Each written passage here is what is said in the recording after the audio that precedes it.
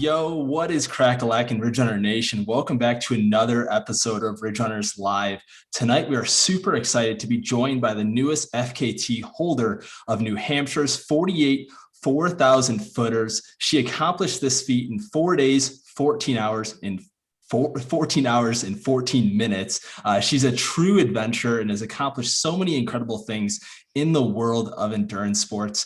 Coming to us all the way from the Big Apple, New York City, Long Island. Ladies and gentlemen, without further ado, Stefanie Bishop, how are you doing? I'm great. Thank you so much for having me on.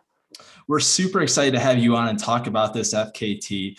For those of you that don't know, my name is Wesley Harton, and joining me for the first time tonight is the face of Voss Talks. Some people know him as Trail Voss. His name is Nick Voss. What's going on, dude? Hey man, I'm doing good. Just excited I think we're all going to learn something new tonight. So ready to get going. And let's just start things off with how we normally start off the show. Let's figure out what everyone is drinking tonight, starting with you, Stefanie. What do you have? All right. So in honor of my recent FKT, I am enjoying a Woodstock Brewery 4,000 footer IPA, and it is National IPA Day as well, as I found out earlier today. And I'm just enjoying it in one of my mugs from an adventure race I won.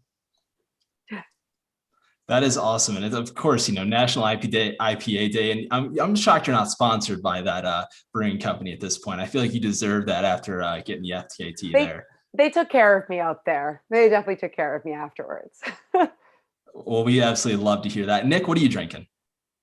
I got a local Colorado beer from Ned here. It's called Thick Splash Cooler Goo from Knotted Root Brewing. And yeah, you got to see the color on this thing. Check this out. Whoa, look at that. Yeah, that's the good stuff up here. So Nick Voss comes on Ridge Runners Live for the very first time. He's drinking fruit punch. You just can't let this guy go anywhere without himself. I've got the Fernstein Tonight Brewing Company. It's a South Dakota lager, Lion's Paw. Kyle Whittle special he gave to me when he stopped through. So shout out to you, Kyle, for the beer tonight. As always, you can find the show on YouTube, Spotify, and Apple Podcasts. We're on Facebook, Twitter, and Instagram. If you're on Strava, check out our Strava club as well. It's filled with so many incredible runners, and there's epic adventures happening all of the time. Stefanie, before we dive too deep into the FKT attempt, let's start off by learning about your running background a little bit. What was the moment like the first time that you decided to lace up a pair of trail running shoes for you? I guess I've always been an athlete ever since I could crawl, literally. My parents, once I learned how to crawl, that was it. I think the first time I started to run trail, I ran cross country in high school as like a side sport to soccer. So that was like my first experience doing it. But after school, like even after college, I don't think I ran a few like random trail races here and there, like going on like up to like Stratton in Vermont with a friend. We would like run, but I never really started to really run trail races. I would say until like just before 2010, somewhere in that range. I was more like a roadie, just like it was convenient where I lived, and triathlon and all this other stuff. So like I never really accessed the trails until later on in life. And I don't plan on stopping anytime soon. So what was it like in those early moments on the road? Was it just you kind of hopped into it because you were looking for something in your early career, or kind of like how did you get into deciding to continue on adventure sports? So actually somebody suggested at a job I had after college that I do a triathlon. He's like, you'll really love it. You always played a ton of sports. And I did. And I was like, this is amazing. I'm kind of hooked. But in the back of my head, and I think it's 2000, I saw Eco Challenge on TV, and I'm like, oh, I want to do that. Like, that looks like fun. So that was always like lingering in the back of my head. But I did triathlon for a few years, but I stopped it because I'm not a great swimmer. So like I would have to do the long triathlons because it would give me enough time to catch up to people between the bike and the run, because I would be like the last person out of the water. But I winged a marathon in New York City. I did that in 2008. That was the first time I ever ran anything longer than a half marathon. And I had 6 weeks to train for it, because I got a last minute entry. And we all know like New York City is such a hard marathon to get into. When my friend offered it to me, I was like, yeah, I'll take it. Like, that's fine. I'll work it out. I like totally bonked at mile 20. My feet were covered in blisters. It was just like, it was a learning experience. I did really well. I qualified for Boston, and actually I re-qualified for New York City, which if you don't know, like there's like, I don't know if they still do it, but they have time qualifications for New York City, and they're harder than Boston. So I did really well, but I still wanted like to be off the road. I was like, it's fun. It's great for traveling and exploring cities. But, I was big into hiking, and the mountains are always calling my name. Nice. So tell us more about Eco Challenge. I know you threw that in there a little bit, and that piqued your interest. I know as a kid, I also caught it on TV and thought it was pretty cool. So tell all the viewers here what that's all about. So you saw the one, I'm assuming, with the Playboy bunnies. Was that the one? Because that was the one that was on TV when I saw it, and it was like all these Playboy bunnies and all these other like super serious athletes they were filming. For those who don't know what Eco Challenge is, it's like one of like the most premier adventure races. And Mark Burnett, who created Survivor, actually like that was his deal, was Eco Challenge. So in adventure racing, it's a team sport. The goal is to reach different checkpoints throughout the course using just maps and a compass. And you have like usually three main disciplines, and then they sometimes throw in other disciplines. So you're on foot, usually lucky if you're on trail, you're usually off trail bushwhacking. You're on mountain bikes, and there's like paddling aspect. And Eco Challenge is a little more like big production. So they definitely put in more interesting things like rappelling down cliffs with bikes and all this more like Hollywood style stuff. And to me, it was just like, that looks amazing. Like they're filthy, they're tired, but like, look where they are. Like that was the most appealing thing to me. It was like, look where they were able to go using their own energy. And like took me 16 years to get into adventure racing. So I always say like, keep your dreams alive. Like it took a long time. It's an expensive sport. So there's like generally a little bit of a barrier to entry for the larger ones.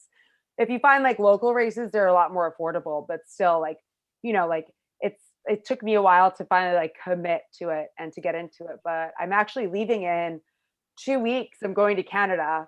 Canada borders reopening, and my team's defending our title at a race. So I'm really stoked about that. Nice. Yeah, I always I kind of compare it to whenever I'm telling people about Eco Challenge. So for those that don't know, there's a reboot that happened last year that they released on Prime, and kind of brought it back, and that was really cool. But when I was telling coworkers about it, I was like, all right, so everybody knows Amazing Race. If you think of that, that's like a 5K, and Eco Challenge and adventure racing is like doing a 100-mile race. Oh, it's like, easy. That kind of disparity, because Amazing Race kind of makes it out to seem like they're doing these like really hard challenges, but it's a similar vibe in terms of like you're going to checkpoints and racing as a team. But yeah, it's cool. Like adventure, like the Amazing Race has some mental aspects. I think like one season they had to literally look for a needle in a field of like haystacks. So like they do share the mental aspect, but I would say obviously Eco Challenge and they call them expedition length adventure races are definitely physically demanding, because you sleep when your team wants to sleep, and you're not sleeping 8 hours. You're sleeping maybe 30 minutes or maybe an hour and a half if you really need to sleep. So it's definitely like tests you to your limits, and then a lot farther than that. It's cool how there's always like everybody on the team has a role too, right? Like, so there's always, your nav person who's going to be in charge of like making sure going the right way and Yeah. everything. But at the same time, you all have to be still physically like capable and pretty close to each other. Close in, and you have to, I think it's like 200 yards. Like your teammates, you cannot leave your teammates. And usually, like we set up our team, we have like a main navigator and then like a backup navigator. Like somebody's going to be like counting steps. Like it's amazing, these people that I race with. Like he'll like in his head know how far we've gone just based upon like how we're moving and what type of terrain we're moving on.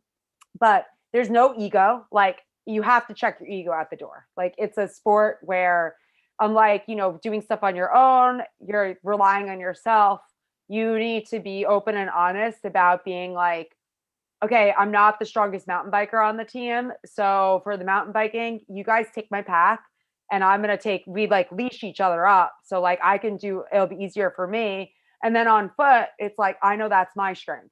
So it's like, you balance each other out. It's really great, especially, and it tests you a lot because when you get really tired, you know, sometimes we get a little moody out there. So you really have to like, you know, like problem solve and like, you know, work with people's personalities. Even if you're the most best of friends, like you never know what's going to happen if you haven't slept for 3 days.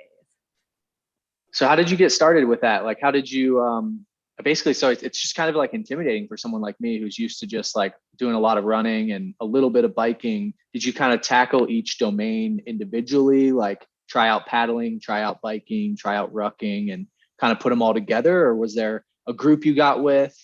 So for adventure racing, I started that in 2016. In 2010, I did a race called the Death Race in Vermont. I don't know if you guys have heard of it, but Yeah. I jumped into that last minute. I was part of a very special group that actually volunteered to be test dummies for what would become eventually the Winter Death Race. And I showed up and I won the whole thing. It was like that was the first time I did anything that was like of ultra length. And that was 18 hours long. So that was a really long race for me at the time. But I remember like the energy of finishing and just feeling so excited and forgetting about like that, like hours before I was hypothermic, trying to like throw up and like all this negative stuff that happened. And that I was like, okay, like that, like boosted my confidence in being like, okay, like I definitely still want to do adventure racing. But I always like dabbled in, I came from triathlon. So I've already was training on the bike, not mountain biking. I, you know, obviously had to learn how to do that. But and I never really paddled. I went into my first race with like no paddling experience. And it was kind of miserable because the team I met, I don't race with them anymore. This is a previous team.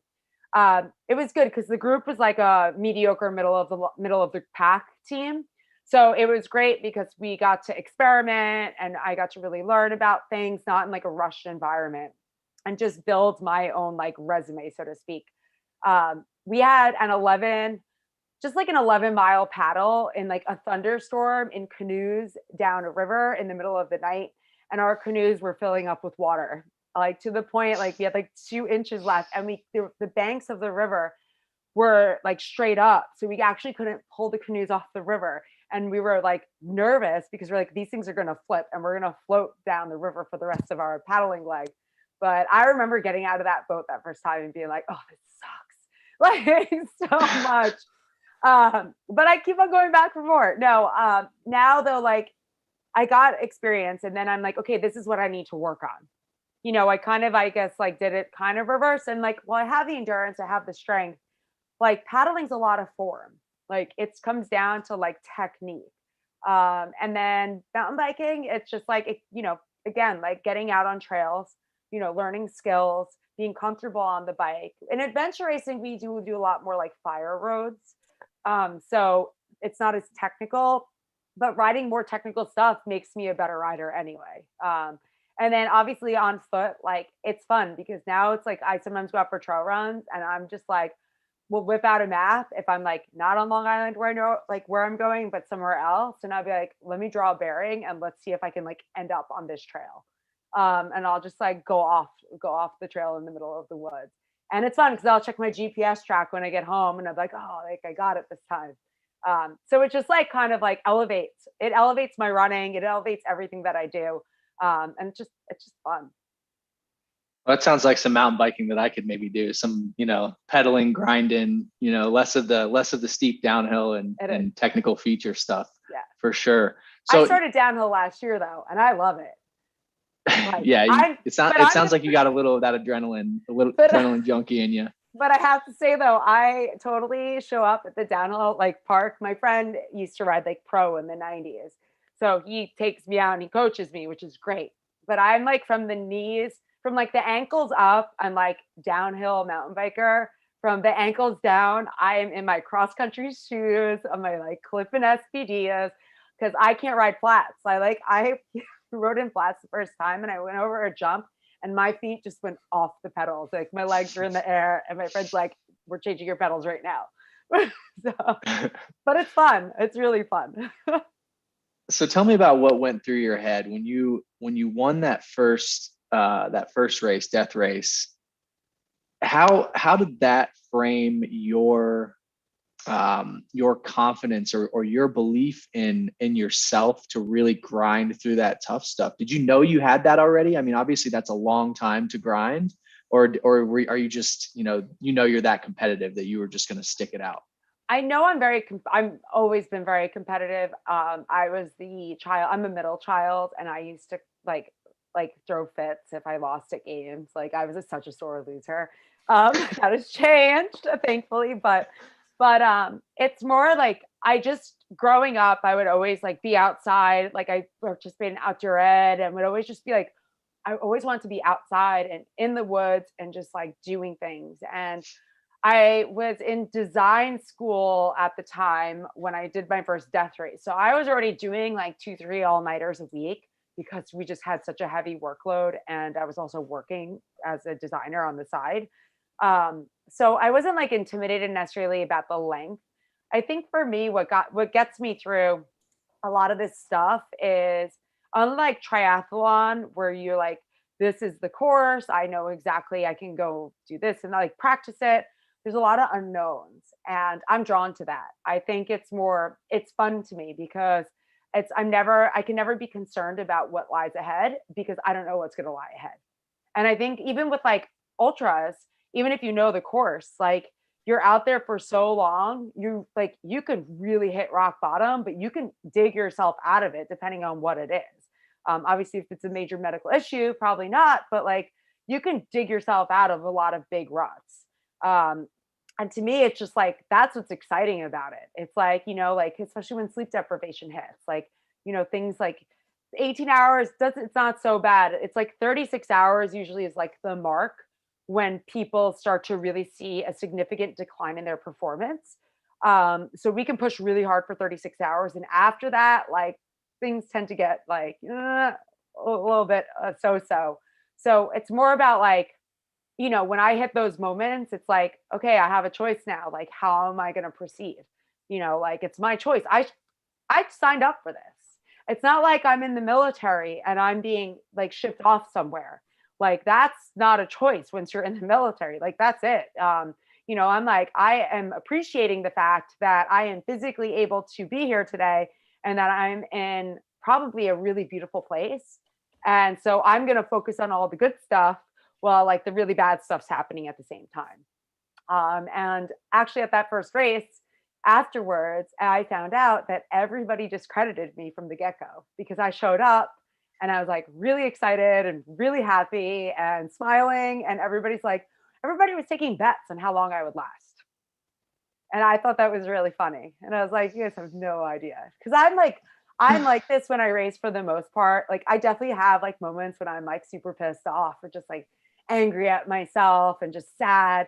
But like for the most part, I'm like really cheery. But like if somebody's gonna like get underneath my skin and try to like backstab me, like don't cross that line because I'll snap and I will turn into like super competitive Stefanie and like go after them. Like not like, like fine, if you really want to play that way, I'll play that way. But I try not to because we're out there to have fun. Like I'm out there to win, but I'm out there to have fun really. You kind of feed off of that. Like, I mean, to an extent, do you almost prefer when kind of people discredit you and count you out because you can use that as motivation? I think Michael Jordan used to talk about, how he would make up stories about his competition, slighting him just so he could go out there and just put up crazy numbers. Is that something that you kind of do at races? I think like I more put myself up against myself. Like maybe when I was younger, when I first started endurance racing, I put myself up against everybody else. But I realized that like I'm my own biggest competitor and I can self-sabotage really easily. So like why not like let's just like fight ourselves, and we could talk about that with the 48 because I'm actually struggling with that right now because I know I could have done better actually. But not so much. Like I tried it. I think like for me, especially for the longer stuff, like if you crack a smile at somebody and like they smile back, like that's good energy. Like I want that energy. Give me it. Because I'll be able to push harder. But I'm not gonna lie, I kind of think it's like I also smile at people when they look miserable and they're like, I hate you right now. And I'm like, I'm sorry, I'm just trying to have a good time. And it's actually sometimes messes with other people. And I don't mean to do it on purpose, but it sometimes happens. Hey, as long as it keeps working out for you, you should Yeah. keep doing it for sure. You kind of mentioned the 48 there, and I think it's a good time to kind of dive into that. When was the first time that you kind of knew about the FKT? When did you decide to go to it? And what was kind of your reasonings for doing so? Well, I knew about the FKT for years, but I never even like thought about doing it. Last summer, I was up on the Pemi Loop, which is like a really beautiful trail run in the Northeast in the White Mountains. It's like one of my favorite ridge lines in the world. It's unbelievably beautiful. And I was there on a photo shoot and I was talking to the photographer, Brian Nevins, and him and I were like, I was like, I love this place so much. And he was just like, we should make a passion project film about it because he like saw the excitement that I had about the place. And actually I was the only person in the group who was ever up there prior to that photo shoot. And all these guys I was with, they're like had to hear me the whole way up the mountain, being like, "Oh my gosh, I can't wait, you guys!" Like I was just like bubbling over with excitement. And finally, when we got up there, I think like everybody like they got it, like they understood why I was so passionate about this place. So Brian and I went out to just shoot this passion project, and it's out. It's like a 6-7 minute long film. If anybody hasn't seen it, go watch it.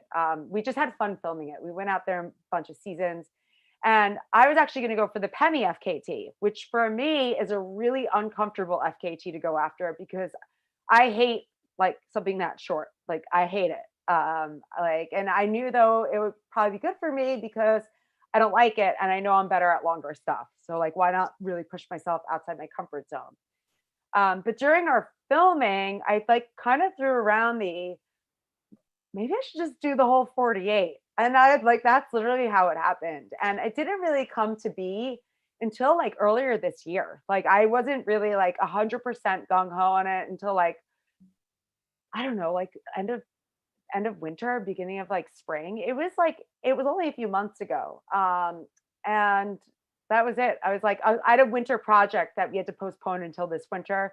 So that kind of like opened up like my like calendar in a way, being like, I don't have to recover from this other thing. I can just train right through and I could go do this summer. And that's what happened. And I kind of set a window because I had this adventure race. So I had to do it beforehand with enough time to recover and to get back into some training before this adventure race. So I kind of set like a weather window because up there the weather changes so quickly. Mount Washington, like, and the presidentials in general, it's notoriously bad weather. It just snowed there this past week. You're talking like you can be up there and there might be like winds of over 150 miles an hour, like or 100 miles an hour. Even like 50, I've been up on the ridgeline like 50 sustained, and that's rough. So the weather's really bad. The terrain is really gnarly. You West Coasters certainly have it nice over there. But I like the terrain. Like I think it's great. Like you're constantly scrambling over things. Like the rocks just protrude out of the ground. It's just like you're literally like just watching like a potential ankle sprains and breaks like with every step that you take. But that's what I love about those mountains. It's really challenging. So I set a weather window, and I was like, okay, I told my crew, I'm like, this is the kind of like the week and a half I'm looking at.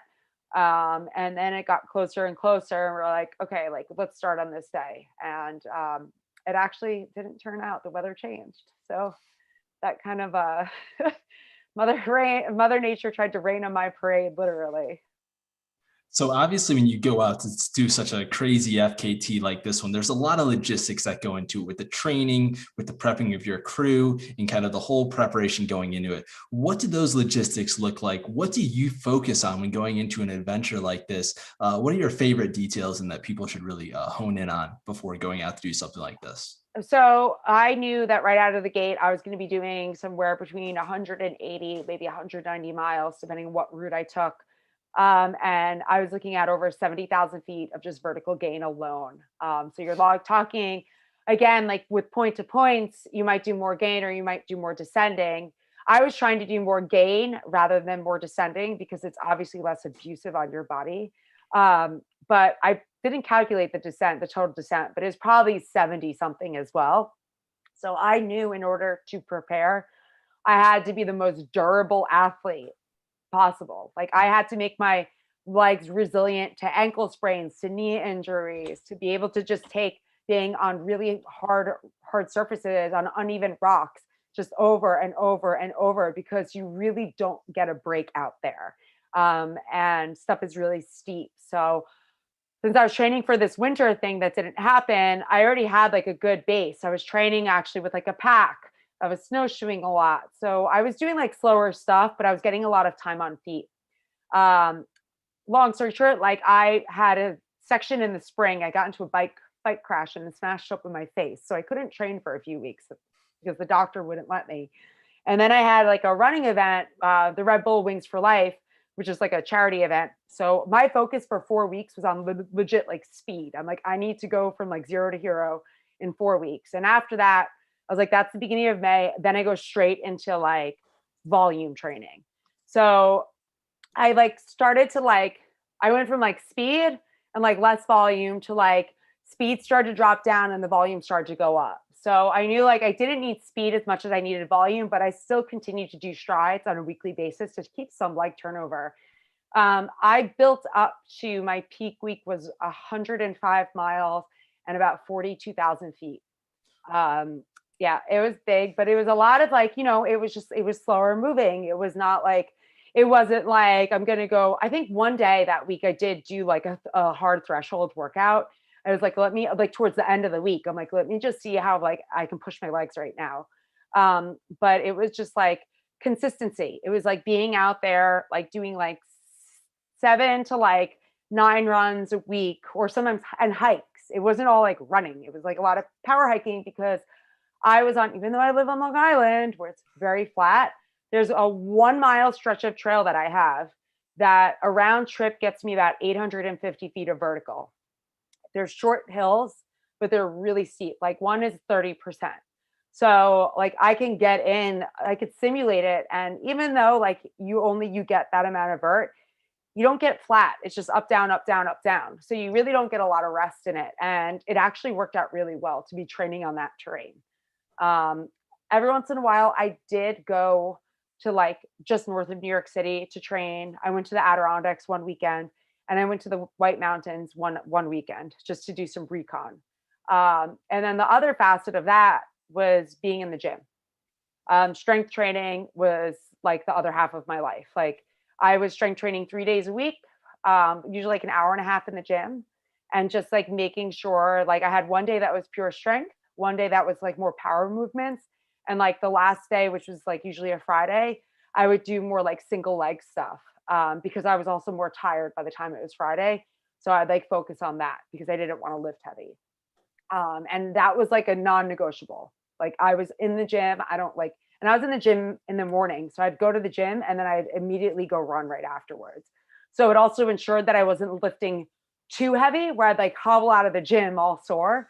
Like it was about being like building strength, but also like I'm not going to like a lifting competition. I need to build like the right amount, like the right strength. And that was it. Like that was my formula right there. And I wasn't just doing lower leg stuff, like a ton of core. I was doing upper body. Like those mountains are demanding. I was going to be using trekking poles. So I was practicing with trekking poles, a lot of things like that. So I'm curious, you said you were doing a lot of power-based stuff. Were you including like explosive power in that, or talk to us about like specificity there? Like what percent of like your 1 rep max were you lifting at? I've never lifted a 1 rep max of anything in any of my training ever. There's never been a need for it. I would say I would get up to, for like the pure strength stuff, like deadlifting, I would do, oh gosh, I don't even know how many, like, but sometimes like, I also changed my reps. So I went through cycles. So like my first cycle of like lifting was like higher reps, more in like endurance, so to speak. And then I moved to drop down my reps, but I would do like maybe a 5x5, like 5 sets of 5 reps each of deadlifts. And I would get up to like, I don't even know, like I like PR'd my deadlift like this year. I got like, it wasn't even like, it's not that much, but it was like 240 pounds or something. Like it was like, okay, like I'm happy with that. Like, but that was like, you know, on like my last set. So I was doing like a lot of like, I was like, all right, that's pretty good. Like, I'm curious. Like, I don't know what my 1 rep max is, but I'll never know because again, I have no reason for that. The power movements, I do like kettlebells. I do a lot of like med ball work. I do cleans, things like that. Like I'd also do like plyometrics, you know, even like doing stuff like footwork drills, you know, like ladder work, things like I don't even have a ladder, but I would do like simulate ladder work. There's like a piece of tape on the ground and I would simulate doing that because I knew like having like quick feet and good reactions, especially like some of the terrain, you're on like slides and you're on like kind of like stuff that's like, you know, kind of dangerous. And you have to be able to react even when you're tired. So it was making sure that I had the strength and just like the reactive like qualities, so to speak, to be able to do that. Yeah, I think it's cool. It's cool to hear too. I think because I think a lot of the people listening might be wondering how to implement strength training and how to do that, and there might be a barrier there. So I think it's good to hear that structure, and I think you're right on. You know, I'm sure you were just mixing up the rep ranges there, and as those reps went from 5 to 3 to 1, you were just going a little heavier, you know, based on less reps. And then when I got closer to it, instead I like laid off the heavier stuff, went into more like higher reps, but I also changed a lot of some of my stuff to more eccentric movements, you know, to like just like load more like the tendons and versus being like just like exhausting my muscles. It was like, you know, just more like maintenance at the very end. Like the final 2 weeks were not like heavy lifting at all. That's awesome to hear. I know our producer, sixth man of the nation, Cam Wrench. He's a former high school football player, so he loves when runners talk about you know, strength training.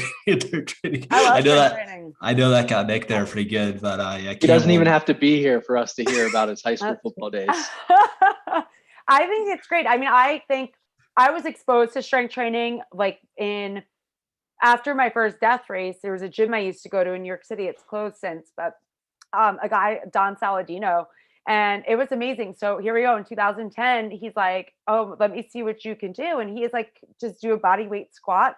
I actually like didn't have the mobility and the mechanics to squat. Like I could not squat. I'd get like down like to like here and I'd like fall over. I like couldn't get down to, you know, 90-degree angle.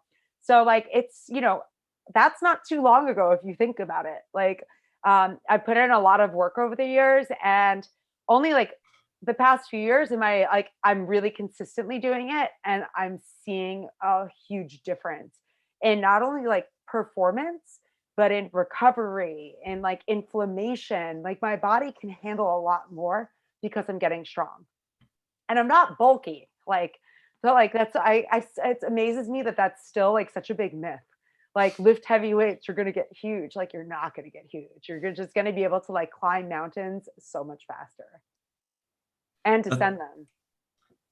It's awesome to hear all the preparation you did going into this FKT. The one thing I'm kind of curious now, let's fully dive into it. Obviously, you were out there for 4 days, 14 hours and 14 minutes, like I mentioned earlier. Let's just have you do the full recap of the whole time. We'll just go this live show for 4 days here, and you can walk us through every minute. Oh gosh, well, I can't let you do.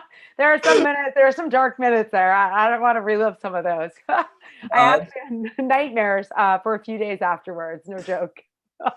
Let's just start off with the first day. Kind of take us through what it meant starting, what the starting line emotions were like for you, and kind of all the challenges that you face in the early part of this. Well, so I was with my like head crew member. Like there's just him and I, like the first 2 days about. So I was on my own for like for quite a few miles at the beginning. I was on my own for about like over 70 miles. I think I did solo of it. We changed my plan right out of the gate. And that's because the weather looked to be like super prime to do a presidential range traverse. So when the weather's good, you take advantage of it there. You don't mess around with that because you are fully exposed for 90% of it. So it was a sunny day, it was hot and it was humid. And he like set me off. I almost cried at the beginning because I was just so nervous and scared. And I remember that was the only leg I wore a heart rate monitor for. And I stopped wearing it because I watched my heart rate just like shoot straight into zone 5 from the nerves. And I'm like, oh man, and I'm like getting more nervous because I'm watching it and I'm like, calm down. And I have asthma too. So here I'm like wheezing. I'm like, my heart's pumping and I felt good. Like, I mean, obviously it's the beginning of it. Of course I felt good. The adrenaline was like pounding through my veins.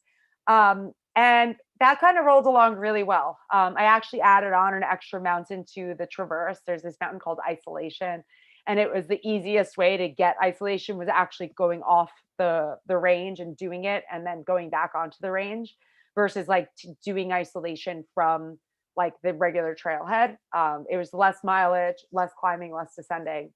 I actually just missed a moose on the trail and I was so upset.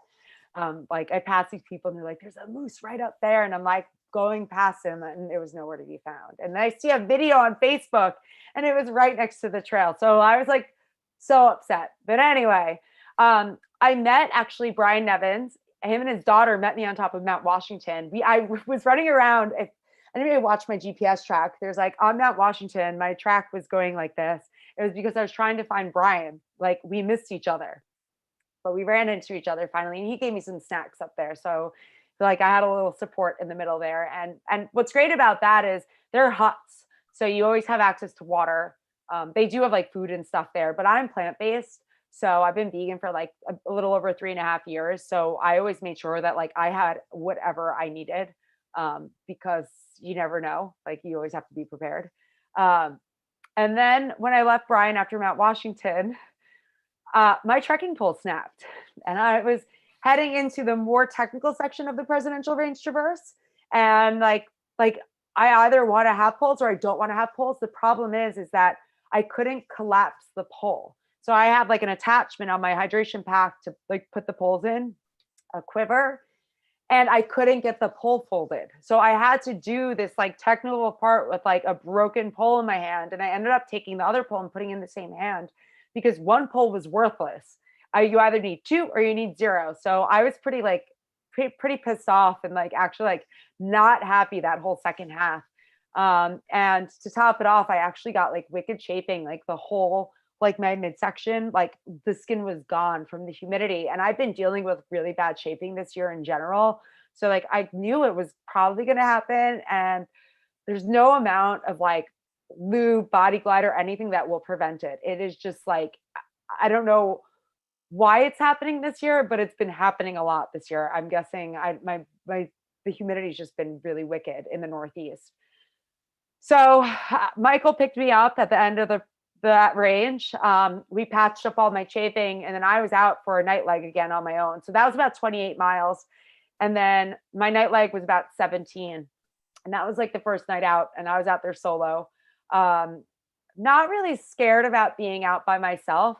What's great about traveling at night is like your focus changes to where your headlamp's shining and that's it. So it's kind of nice to be out at night because I think it's easier to focus in a way. I like to look around at things, so I get way more distracted during the day. And I realized during that I did not pee once during that whole section.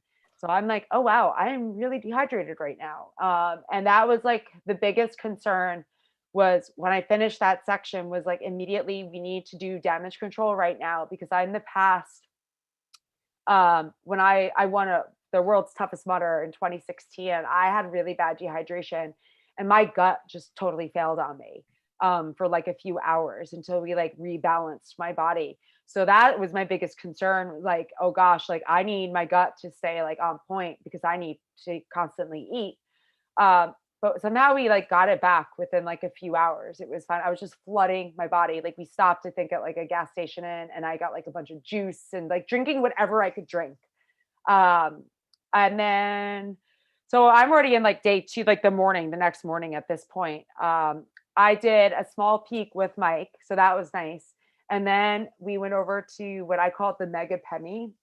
So you have like the regular Pemi loop, but I did this like 43, 44 mile point to point with 16 peaks in it, like straight hardcore peak bagging. And it was supposed to be 17, but the weather, I made the decision not to go down and do the 17th peak because I was going to drop down a huge rock slide and it was really foggy and then it was about to become dark. And that peak, the northern section of that peak is really notoriously difficult to follow, even with GPS. And I figured I would be moving much slower just following the GPS than I would just actually coming back and running in and doing it another time. So that was, I like that because I just filmed on the Pemi. I was there so many times over the past year. So Mike again came and he was again the only person up there. So he came and he came up to the 3rd peak with me and he did like a loop. So he carried my pack, which was great. I carried a small pack. He carried my regular, like my 12-liter hydration pack. So at the top of Mount Lafayette, like the 4th peak, we traded packs. I took my pack. The sun was about to set. We were in this crazy like cloud fog cover. And he went back down to meet the other 2 people who were going to show up. My other friends, Glenn and Kumi. And I was gone. I'm like, I'll see you guys, whatever. Like somebody's going to come meet me at some point towards the end. I didn't know when, but I knew like, okay, you're on your own. So at this point, I'm like, okay, like I know where I am. I've been on this trail a gazillion times. The sun's going down. I dropped down. It was really windy. It was actually really cold. I like dropped down into the forest and I turn on my headlamp because it's dark and I could see 3 feet in front of me because it's so thick. Like the fog is really thick. And I'm like, oh, this kind of sucks. But like, okay, you know where you're going.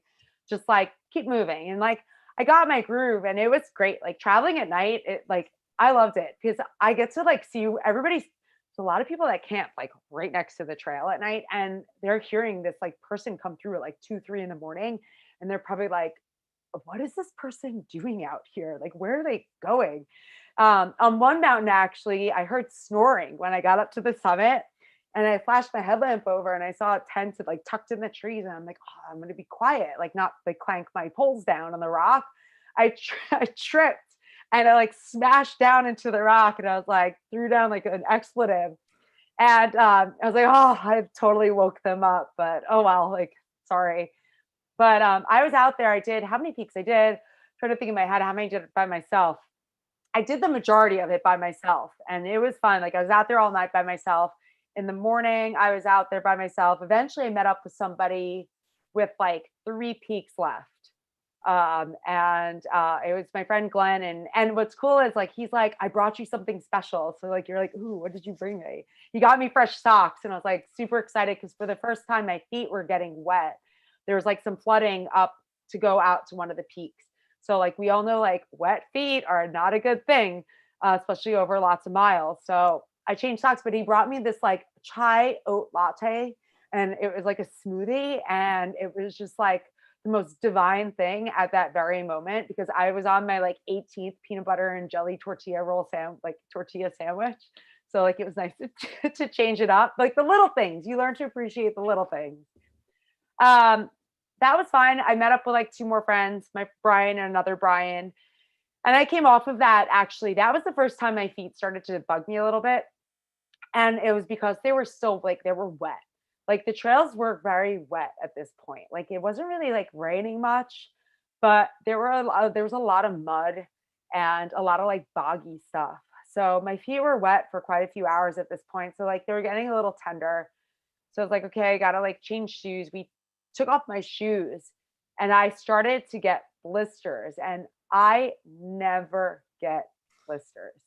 I haven't gotten a blister in years. I don't know I think the last time I got blisters was probably like 2008.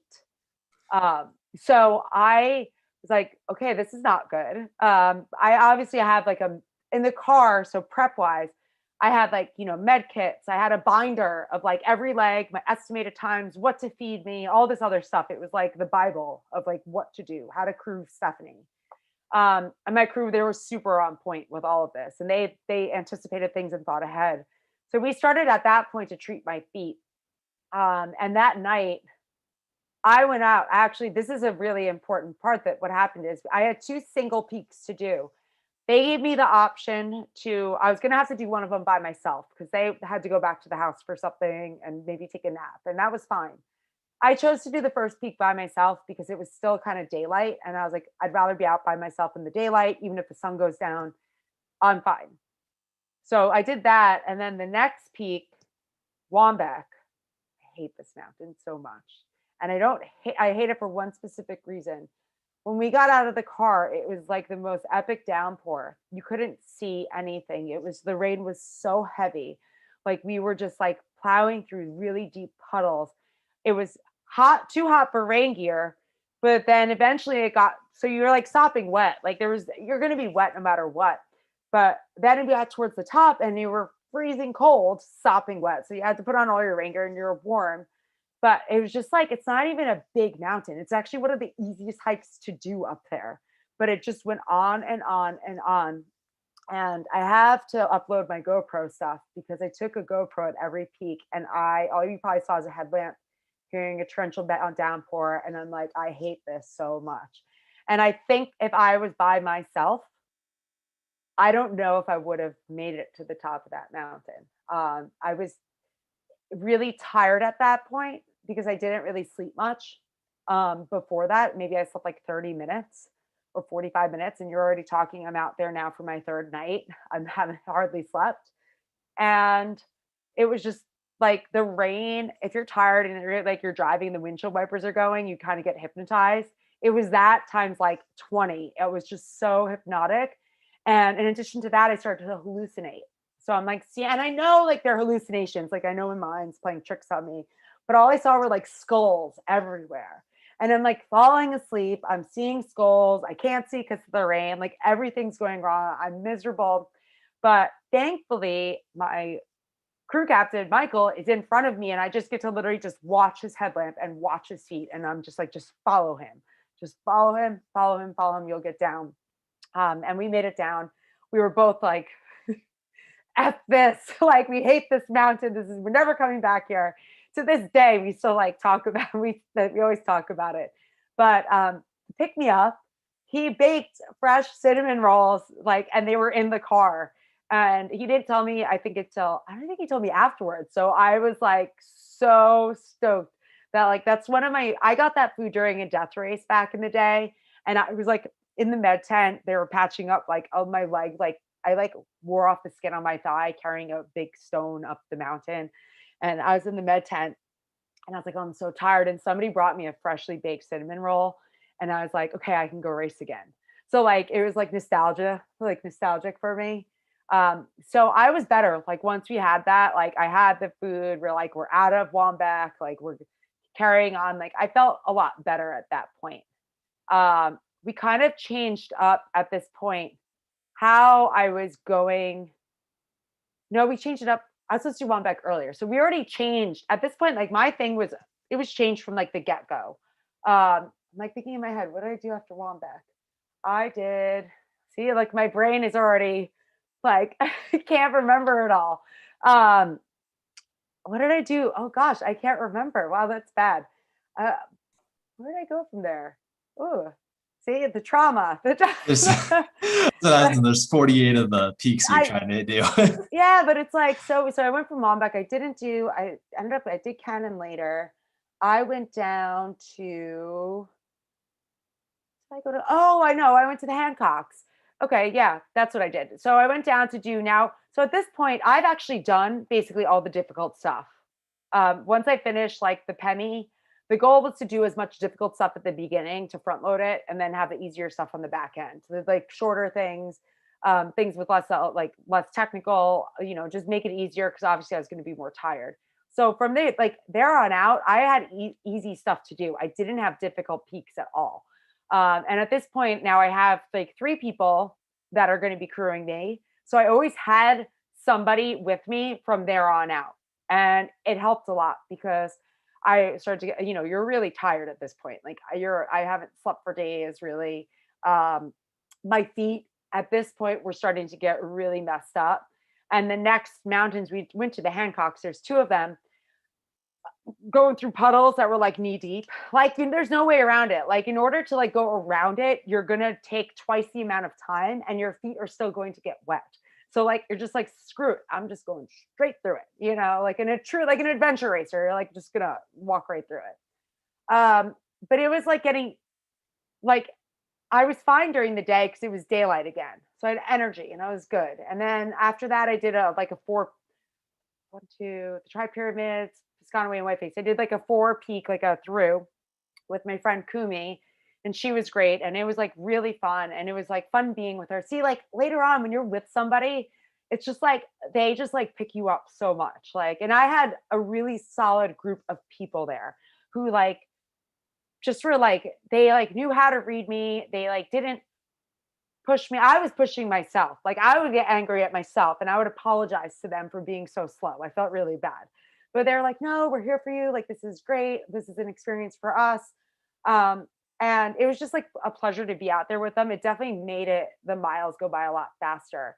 So I'm out there with Kumi, and towards the end, when her and I were coming back to the car, this person's coming up the trail, and it was the first person we saw in like 15 miles. And I'm like, oh wow, like I'm like, hey, have a nice hike.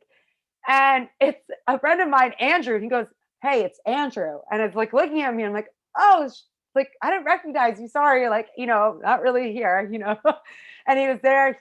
So Andrew has this great store up in Jackson called Ski the Whites. It's like a skiing, mountain biking, trail running store. They also have like their Instagrams like Run the Whites, Ski the Whites, Ride the Whites. It's 3 different ones. So they are like, these guys are like, they know everything about like the White Mountains. It's like an amazing resource, cool store, cool events. And he has this dog called Squall, like a snow squall.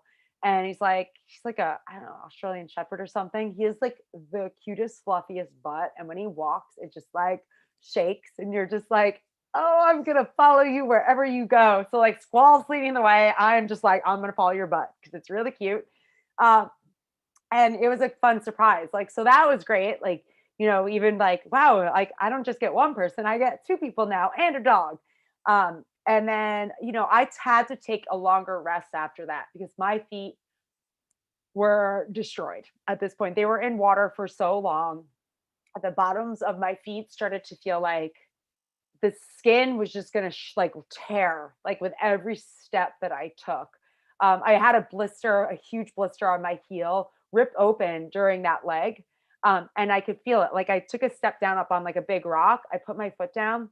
Like I felt a rip and then the stinging happened. Like all like the liquid like just came out of it. And I was like, I know that's the blister. Like, and I did, I like stopped and I like put moleskin around it with like a moleskin, like pre-cut moleskin with a hole in the middle. So like it would like put like a higher layer around the open wound. So like the shoe and stuff wasn't exactly pressing on the open wound. So that's like a great thing to include in your med kit, along with like the silicone like blister patches. They're amazing too. But so we took time. Like I ate ramen.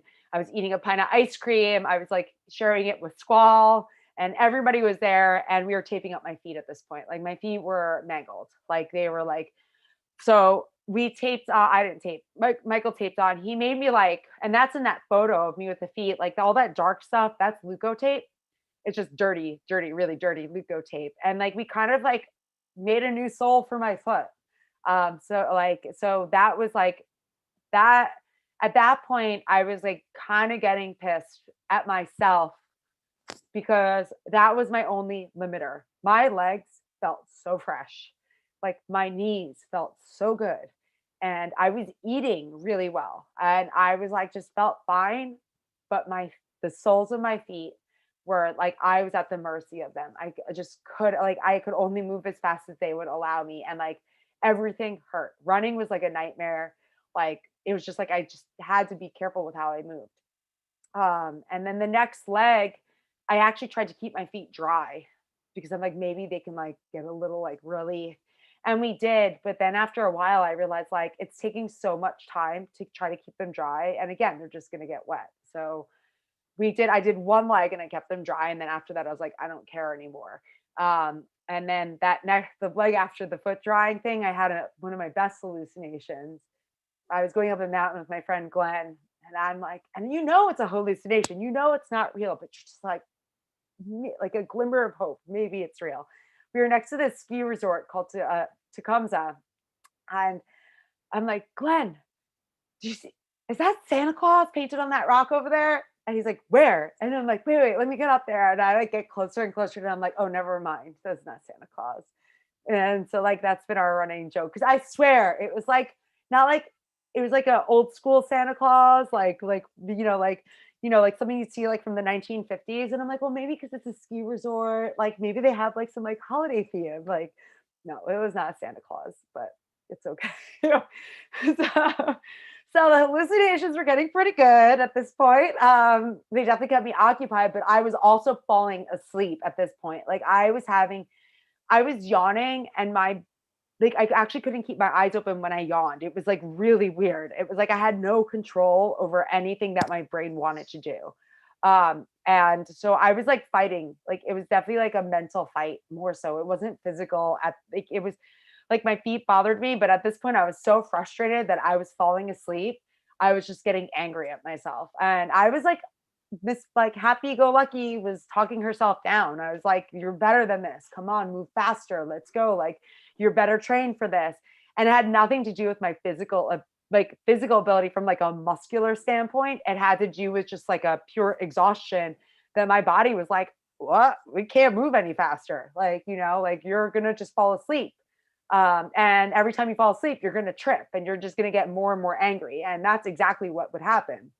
So I was like, starting to like stumble a lot, and it was just like getting more, it was like this just like getting worse and worse and worse. And finally I had a big trip and I just started to like cry. I actually was just like, oh, like I was just so angry. Cried for like 30 seconds as I was moving along, or a minute. And I was like, my friend Glenn was with me, and he was like held my hand. He's like, you're gonna be fine. And he like gave me a pep talk. And then I was like, okay, I'm okay now. Like that's like I guess I was just like all this pent up frustration. It was just like came out, and I was like, I'm not gonna cry, and I couldn't help it. So it was that was the third. See, I don't even know when it was the third night. Well, let's see, I was out. It all blends together. Because that was the fourth night because I finished at night, like technically, 4.5 days. And it was daylight again when we came back after my little crying fit. It was like sunrise. So good thing, like a new day is here. And I was going up to these three mountains, Cannon and the two Kinsmans. And it's like I don't even know what the climb is. It's like close to like probably 3,000 feet, like, right. Like maybe like high 2,000 or something. And Glenn and I drove to go meet Michael. And Michael said when I showed up, I just like, I was in the back seat of the car too. I was like driving Miss Daisy in the back, and here I am like eating, and I'm just like have the saddest face on. And like, he's like, you look so unhappy, but it was daylight. So the second I like hit the trail, I was like, woo, right up the mountain, as if like you wouldn't know that what I just did prior to it. Like my energy was totally fine. And it was pouring rain again. At one point, this like huge crack of thunder came like right overhead. And my first thought was like, uh-oh, lightning. How are we going to manage this? There was no lightning like at all. It was just one crack of thunder, and that was it. It was just like pouring rain instead. And even though like it was like awesome, like that was one of my favorite sections. I just like felt really flowy. Like I was like scrambling really well. I was like moving really, like I was moving fast, and it was just fun. But it's amazing like how different I was day versus night at that point. Um, and the trails were super flooded. Actually, at one point, it looked like it was just a whitewater river was coming down the mountain. And I'm like, where does the trail go? And I see a woman on the other side of this like makeshift river. And I like yelled over and I'm like, where's the trail? And she literally just points right through it. And she goes, it's straight through, like just come across. So that was fun. Like to me, like that's like, I don't know, I love it. That's like adventure racing, you know, like I was just loving that section so much, especially coming off of like the whole like, you know, tripping and crying incident that I'm kind of embarrassed about, but I mean, it happens. And at that point I was already almost done. Those are like I had 2 more mountains left. I had to go get the peak that I skipped during the mega penny.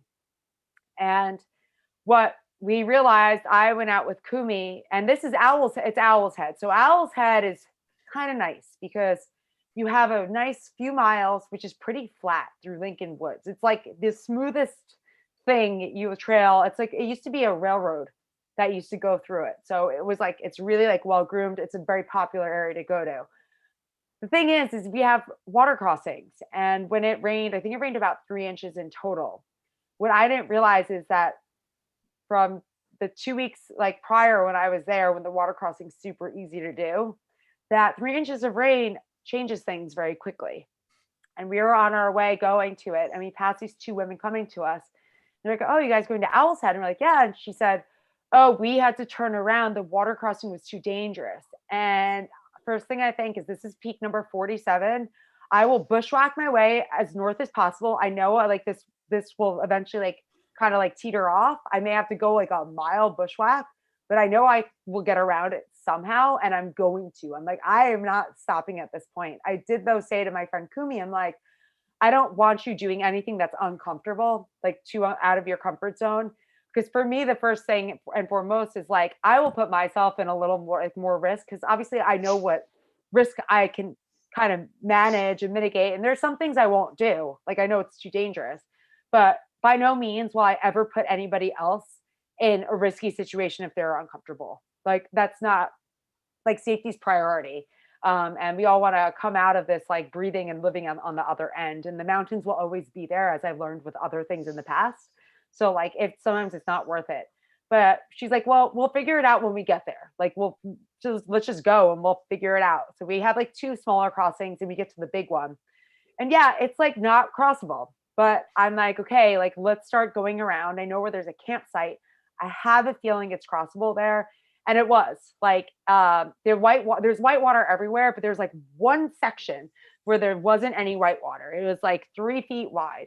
And I said, like, you can stay here if you want. And she goes, no, I want to come. So like we did it like straight up, like she's petite. She's really light. She's petite. So I'm like, okay, like we'll link up arms. I'm like, you take one of my trekking poles. I took the other, and I stayed upstream because I'm the bigger person.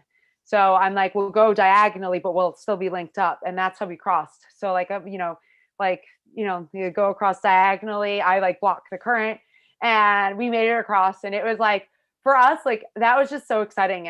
And not only that, you get out of this river and you literally like the trail to Owl's Head is not a trail. It is a straight up, like, it's a herd path, but it's not even like, herd paths are very popular in the Northeast.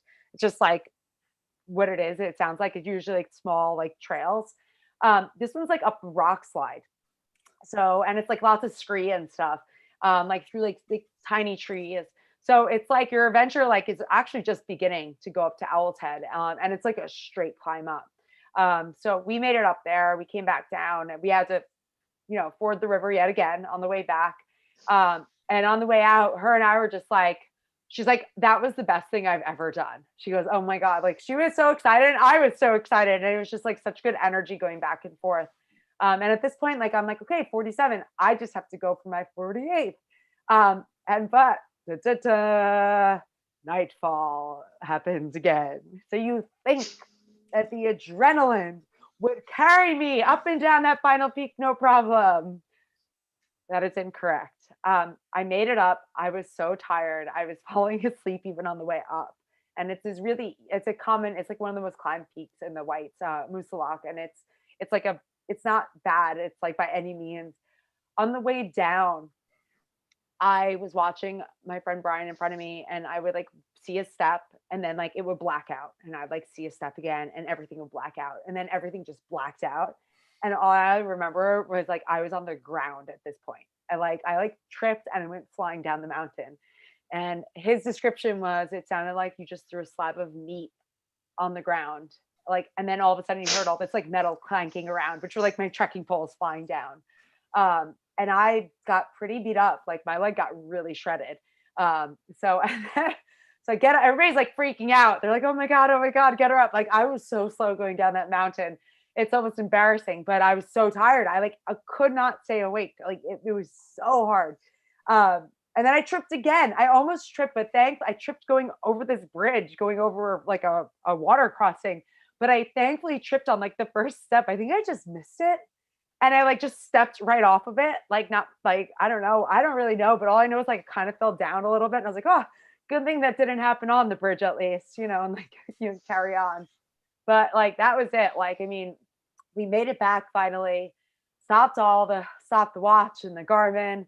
And I had a lovely beer. Actually, I had this very same beer that I'm having right now. And just kind of like took in the moment at that time. And it was almost like disbelief. Like, did this just happen? Like, did we do this? Cause like, that was a big team effort. That was not like me. Like I climbed 48 mountains, but like, I did not climb them alone, even though like I did some by myself at the beginning. Like that credit goes to everybody that came out there to help me. And to also like them telling me along the way, being like, you have no idea how many people are following your dot right now. Like, I didn't know. I like just posted it the morning of. I was like, let me just like, I'll just say this is what I'm doing. Follow along if you want, whatever. And like, little did I know, like hundreds of people were like following along and like sending me messages. And I had no idea because I wasn't connected to my phone the whole time. I was in like, the world of the 48. Like, that's it. I just shut myself off from the rest of the world. And then, so I had my beer and we went back so I could finally shower because I was wearing the same clothes for like 75% of that. It was pretty gross. But, I fell asleep and like, I was so delirious in the car, and I'm sure the alcohol really hit me at that point. Apparently I would like wake up out of sleep and I would like make no sense and blurt out random things. And I do remember this one thing. And at the time I was like, it makes total sense to me. But we got back to like the condo and I was like, my bird's like, okay, you can hop out. I'm going to go park the car, hop out and go inside. And I'm like, so what do I do? Do I just go up to the door and wait till it like slides open? Like, I had no idea how to like go inside of a building at that point. Like, totally delirious. And then there was no hot water. The hot water heater ran out of hot water. So I had to sit. I was fine. Like, I didn't care. I was so dirty at this point. Like, you hit a point when you're doing anything that's like really long that you're like, I don't care how filthy I am. I know I'm gross, but you get used to it. Like, you get used to the griminess. So like, I think everybody else was more concerned with the fact of how disgusting I was. Like, that they thought like, oh my gosh, she really wants to shower. I was like, oh, cool. I'll just like, I like sat on the bath mat, like wrapped in a towel, and I'm like, I'll just take a nap here. And when there's more hot water, I'll just go take a shower. Like, it's no big deal. And that's exactly what I did. And that was that. But I felt pretty good the next day. Like, only like my feet didn't swell until like 15 hours. I went to the Woodstock Brewery for lunch, and they only started to swell at lunch. Like, everything started to like, glow up a little bit. I did get a look though from a guy. He locked eyes. I was in flip flops because I couldn't put my feet with all the blisters into shoes. He like locked eyes. So one of my blisters that we broke open, this thing healed itself and refilled with liquid overnight from like when I like showered to like when I woke up in the morning. I'm like, you are a very resilient blister. This guy locks eyes with my feet, and I could see it in the corner of my eyes. He was tracking my feet the whole time as I passed him on like the patio. And I'm like, he's probably wondering like, where was she? But I felt pretty good afterwards. Like, I was like, wasn't like hobbling around or anything. Like I really attribute that back to my training. Like it was like back to the fact that like I really like not just put in the time on my feet, but did all the strength training, did the recovery work. Like I ate really well during it. Like after the dehydration incident, I was really actually hydrated. I was hydrated really well for the rest of it. So like, I really think that like that all like, I know like that all played a huge factor in the fact that like I felt good like a few days later. Like I was just a little bit tired. But other than that, like my body was okay, we're ready to go. Like when's the next thing? Like, Yeah, well, it sounds like you could have just kept going. I mean, how many, Yeah. what do you think your limit would have been? Like, we talking 500, 4,000 foot peaks? So I said if Squall was going to lead, I'd do another 48 right then and there. I was like, Squall, if that Wigglebot was leading the way, I'm in and I would go faster than I did before, So, but like, it was cool because this was the first time I do like a lot more multi-sport stuff. Like adventure racing, the longest race I did was 5 days long. Like I slept like maybe 8 hours during that. This was only 3, but that's multi-sport. So your body, like you use different muscle groups. This was the first time I was ever on my legs for that type of mileage straight. Even in my training, I've never hit past, I think like 80 miles or 85 miles. Never did I ever think like, oh, wow, I'm going to drop a 105-mile week with 42,000 feet of climbing and descending each. Like, so it really like I was entering like a whole new territory for me, but now I'm like, ooh, like what else can I do now? Like, like we always like draw those lines on the ground and we're like, that's our limit. No, erase it. Like draw it a lot farther than what you like where you think it belongs. Well, first off, congratulations again on setting that FKT. I mean, just hearing that story was super inspiring. It's this amount of effort that went into it and on all fronts is just absolutely inspiring. And I know our viewers absolutely love that. We've got a couple more questions here before we do close out. One thing that I'm super curious about is when you're out there for such a long time like that, I'm sure there's a lot of memorable moments, but if you had to pick one, what was your most memorable moment out there on the trail? Oh, gosh. Oh, see, I feel like it's one with each person that I spent time with. Like, because everybody, like I shared a moment with like somebody like Glenn, it was Santa Claus. Like we used to laugh about that. Like Michael, it was probably like, well, Womback is like a nightmare. So that's not the best moment, but like, it's more like going up Cannon when we was like, and that thunder crack and the pouring rain. And it was just like, I don't know, it was like a whole different world. And with Kumi, it was like it was the river crossing. And then like Brian and Brian, like the Bryans, I call them, like just like seeing them, like I think like those moments stand out because like by myself, I do a lot of things on my own. And like I like to like, I like to be out on my own, but like being out there and sharing something with somebody, like that's just a whole nother level of being like special and memorable to me. That's an incredible answer. And kind of going off that now, you mentioned earlier in the episode that, looking back now, you believe that you kind of do it a little quicker and, if a couple things went your way. What kind of dive deeper into that and kind of explain what you meant by that? Really simple. If my feet weren't soaked for that long, if my feet were out of that much water and were drier, I'm confident, and I'm not saying this because of ego or anything.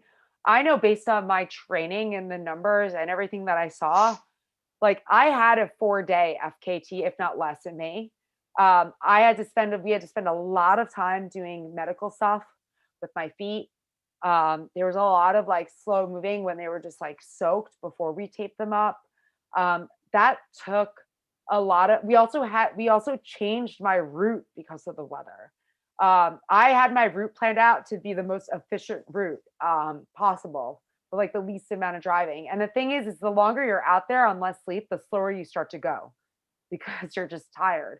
So like in a way, like going faster, like it benefits you because you're out there like less time and you don't succumb to sleep deprivation. But Mother Nature, like she totally threw like a huge wrench in my plan. And that's where I struggle. It's like, it's so out of my control, but in my eyes, I'm like, I know I'm better than that. So for some reason, I think it's like, even though it's out of my control, my brain's telling me, no, it's in your control, even though it's not. So it's hard. Like I feel like I have unfinished business. It sounds kind of crazy, but I feel like I do. Well, I hope that you go after it again, because then it's going to be out of sight for anyone, honestly, to touch. It's just absolutely incredible to kind of hear you continue to talk about just the little things that you could kind of do to improve on that. To kind of do an FKT like this, you have to be super, I feel like super mentally tough. You obviously battle tested like you were in training, but you have to be mentally fit as well as physically fit. And I kind of think it's super interesting that you have an incredible mantra here, and I'm going to read it for our listeners. It's embrace adventures and the challenges that accompany it. Smile through adversity, shine in the darkness, and discover yourself. Where did this come up? Where did you kind of get this mantra from? How did you discover it? And when did you decide to make it yours? Actually, it's my mantra. A friend and I, like in 2015, we were chit chatting, and like that became. I was like trying to like apply for something. I think it was like Columbia when they had the director of toughness. And I was like trying to come up with like a mantra, and like that, like, it was like it evolved into that. And no, I did not get that job, but like that kind of like really defines like everything that I do. And like seeing that, like, even though like I definitely like I do get frustrated, as I like just spoke of, I still also like, I do my best to try to like not, like, I get frustrated. It's fine, but also like, see the bright side of, even if it's completely unrelated to that. So like when I'm out there, if I'm like something's like not going right, or if anything and anything I do, I'll like go focus on something else. I'll be like, if it's daytime, it's easier, I think, because I'll be like, oh wow, look at that beautiful bird over there. Or I'll be like, like just stop and like turn around and take a moment and look at my surroundings and be like, how fortunate am to be in this place right now? Like, and like try to approach things with more of like with an appreciation versus like, oh, I'm so angry and like this and that. Like, no, like look where you are. Like, I've been doing that for years, because I beat myself up a lot. I'm like, we're our own worst critics. And it happened to me mountain biking years ago when I just started to mountain bike, and I was getting so frustrated because I like couldn't go up this switchback in Colorado, and I kept on unclipping, and it was like messing up my momentum. And I like threw my bike down, but I was standing over the top bar, like the top tube, and the seat jammed me in the butt, and it hurt so much. And I was just like, breathe. I like took a few breaths, and I'm going up a mountain. So I turned around and I like looked around, and I was like, oh, look where I am. Like, this is really beautiful. Like, cut it out. Like, it's just like ridiculous. I think obviously if this was like a gold medal I was going for, maybe I could warrant it. But I also realized that like the less, the more stress that we can like take out of our lives, that we have control over, the more energy we will have for performance, to perform better. So it's about like, if some stress is out of our control. Sometimes like things are out of our control, but we can also control how we react to certain things. So it's like I try to do my best to try to control how I react to things that aren't going my way, versus just trying to go with the initial reaction of like a negative thing. And that's usually a negative response. So that definitely like that helped me a lot, because in triathlon, I was like so intense, and I'm really intense in general, but like I was so intense that it started to hurt my performance. I was actually hit by a cab in New York City on my bike. And that moment, I raced 3 weeks later at nationals. And that was the moment when I realized I was just happy to be at nationals, even though I have broken teeth. I was like so beat up. I was happy to be at nationals, and I didn't race that bad. I didn't make the national team, but I raced like 5 minutes off my PR or whatever. And I was like, see, look at that. Like all beat up. I had 2 bike mechanicals during it. And I am swimming a course that was not suited to me. And here I am just enjoying the moment, and I still can excel. So like, why am I going to like just put all this energy into stress when I could just put it into like, doing something I love. And all of a sudden, like your body's just like, yeah, we'll go. Let's do it. What do you want to do? I absolutely love that answer. Earlier in the episode, you also mentioned you've got a race in a couple of weeks here. Talk about your future goals real quick. What do you have lined up the rest of this year? And then let's just look, say, 5 or 10 years down the line, what else you want to accomplish in the bigger picture. So I have it was a 30-hour adventure race. So it's short by adventure racing terms. This year it has to be 24 hours because they're splitting the race into 2 days to like make it less teams on each day. That's called Wilderness Traverse. It's actually up in Ontario. Sorry. And it's like a really competitive Canadian race. I'm the only American that have ever won the race ever. And my team's hoping to defend the title because the trophy is like, it's like the Stanley Cup. You have to give it back, but it's a huge wooden carved beaver that's like 3 feet tall. So Bob the beaver has yet to make it to America. And I just want to like carry him around New York and do like photos with like big New York landmarks, like in Amelie, the movie. So I'm like, that's my drive for like the team to like win the race again this year. So that is in 2 weeks, literally like 2 weeks in a day, on like 2 weeks from tomorrow. For the fall, I haven't really like thought about racing per se. I thought maybe I would go for the Pemmy FKT. I might not because I'm getting to the point where it's like later in the season. So like, it comes down to like water sources and things like that. So I don't want to have to carry water for the whole thing. I want to be able to like get water on the trail because it's obviously much faster to move with less stuff in your pack. In the winter, I have one potential FKT in the works, possibly 2 bigger ones, like 100+ miles. I may go back. In 2017, I tried to be the first woman to set an initial FKT to climb the 46 high peaks in the Adirondacks in the winter. Mother Nature did it again. 4 feet of snow in 24 hours in the middle of it. I went from flurries. It was flurries for days, flurries. All of a sudden, this little flurry day turned into there's a blizzard coming. And I was just like, ah. So I actually kept on going. And I eventually just like called it off. I was like, this is like ridiculous. Like there's no point in doing this. So, a few of my friends have hit me up after this and they're like, can you please go for it again? Like we will support you. We'll get out there with you. So like that traumatized me a lot. I'm not going to be honest. Like that's a whole nother story, but there was a lot of stuff on the back end of that with like my body took months to recover from the effort because I pushed myself way too far. But I'm considering it. I'm really reconsidering it. Next year, see, like, I don't know what's happening next year, but like down the line, I'd love to get back on the I'd like to get on the adventure racing World Series circuit. But in order to do that, I need a really good team because I'm at the point where I'm not just going to like show up and race just to like race. Like I want to show up and win, like be with a strong team. Definitely looking into like longer stuff, like multi-day things. Like I like to map things out. I'm a big person. Like I like to like pull out maps and be like, oh, what can I do? So I don't know, like there might be some like weird multi-sport thing going on where like I have to mountain bike a chunk and then I have to like go be on foot for like a few 100 miles. And like, I don't know what, like I like to step outside the box of like just racing. I think like racing, I love racing. I think there's some amazing races out there. I'd love to do the Uray 100. That's like my friend did. I paced him for it a few years ago, and I'm like, oh, this is a race for me. Like, look at all this burnt. This is great.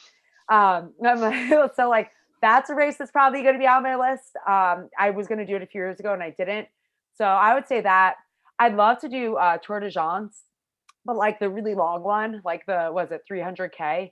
I'd love to do that. Like that speaks to me. I don't know. I would love to do some like ultra mountain biking stuff, not like really long, but I would say for like ultra running like that, like those types of things are more appealing to me. Like I like stuff that's technical. Like I want technical terrain. Like Uray's not really technical, but like the Tour de France is pretty darn technical. Like that's what we get in the Northeast. Like it's Northeast is super gritty. So like I'm open to suggestions, please. If anybody knows some like weird off the beaten path race that just sounds absolutely miserable, like let me know. I'd love to look into it. Yeah, I think those are some great ones to start with there. Yeah, I've been eyeing them for a few years, and I'm like, like I think it's like time to start really like, doing it now that like we can travel a little bit more. I think it's easier to plan.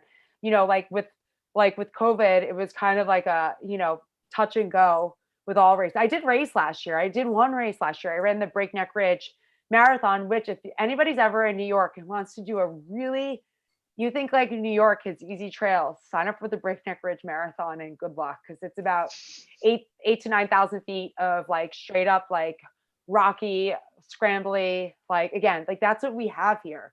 But I set the female course record, so and that was cool because that wasn't even like an A race for me, so I was stoked on that. But yeah, like I think I'm getting more and more into like the longer ultras. Like I'll still do multi-sport, but like now I'm like, okay, like I've just like unlocked a new door. Like what lies on the other end? You'll never see me doing something like I don't ever want to do Western states or anything like that. Like that's a different type of like I like for me, I know like it just wouldn't fulfill like my soul as much as other people. So, leave the entries to somebody else.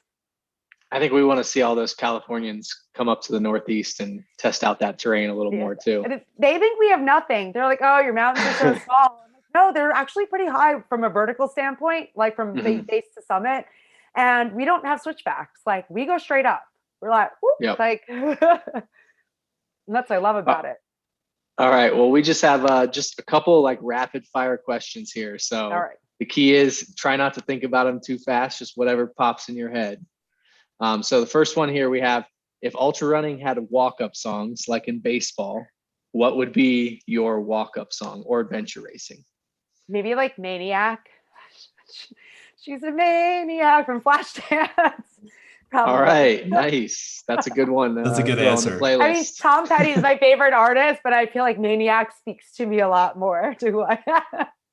Nice. All right. If you could run with one person throughout the history of the world, even if they're not a runner, who would it be and why? Steve Irwin. I feel like he's just such a passionate person, or was unfortunately. And I love animals. He loves animals. And I just feel like his energy, oh man, we'd run for thousands of miles together. We just wouldn't stop. And he would be pointing out all the animals and like telling me interesting things. I'm like, tell me about that. And like, crikey. And it would be awesome. Wow, that might be the best answer I think I've heard. Yeah, I love that answer. All right, and then lastly, just any sponsors or local companies that supported you that you want to plug. For the FKT, I want to give a huge shout out to Polar. They they're actually based on Long Island, and they've always just been great and like being like answering my questions, and they've sent me watches and stuff. But I actually was using Polar long before I even knew somebody from the company. They were always like my OG like go-to watch. And I got to know people at the company over there, and they're just like such good people, and just have always been super supportive of what I've like recently done, and are really supportive of things going forward. So thank you to them. Before we get out of Woodstock and Brewery for the delicious beer. Thank you. Of course. Before we get out of here, where can our followers follow you on social media? I'm mostly active on Instagram, Steph Adventures, Steph with an F. I do have an outdated website, which I promise I will upload my blog. Maybe I'll do it tonight. Maybe I'll do it probably Saturday, honestly. But that's my name, StefanieBishop.com.